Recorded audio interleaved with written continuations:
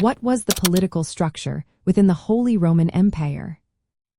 Have you ever wondered how the Holy Roman Empire managed to function with so many different territories and rulers? The political structure of this unique entity was quite fascinating. It was not a centralized nation-state but a loose federation of various regions, each with its own customs and governance. At the very top was the Holy Roman Emperor, who was not a hereditary monarch in the traditional sense. Instead, the emperor was elected by a group of powerful nobles and church officials known as electors. This group typically included 3 archbishops and 4 secular rulers. This election process was formalized in the Golden Bull of 1356, which aimed to prevent any single family from dominating the throne for too long. The emperor held considerable powers, but they were not absolute. He could approve or veto laws, propose new legislation, and representing the empire in international matters. However, he could not introduce taxes, declare war, or make peace without the consent of other political bodies within the empire. This limitation meant that the emperor had to work closely with various institutions to govern effectively. One of the key institutions was the Imperial Diet, a legislative assembly composed of 3 houses.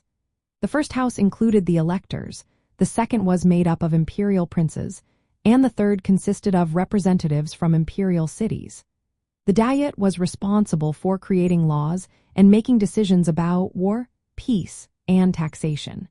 However, reaching a consensus among these diverse groups often slowed down the political process.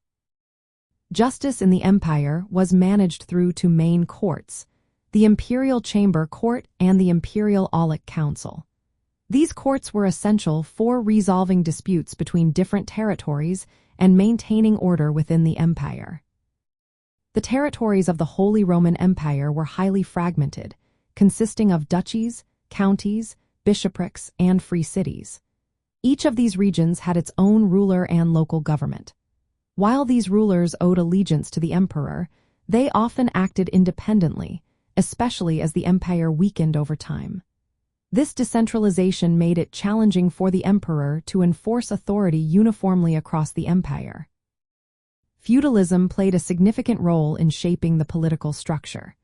Wealth and power were closely tied to land ownership and the relationships between lords and vassals. High-ranking nobles and church officials wielded considerable influence both in their territories and at the imperial level. By the time the Holy Roman Empire dissolved in 1806, its political structure had become outdated. The rise of centralized nation-states like France and Prussia, along with the pressures from the Napoleonic Wars, highlighted the weaknesses of the empire's fragmented system. The limited powers of the emperor, the autonomy of local rulers, and the slow decision-making process of the Imperial Diet all contributed to the empire's decline. In the broader context of European history, the political structure of the Holy Roman Empire represents a transitional phase between medieval feudalism and the modern nation-state.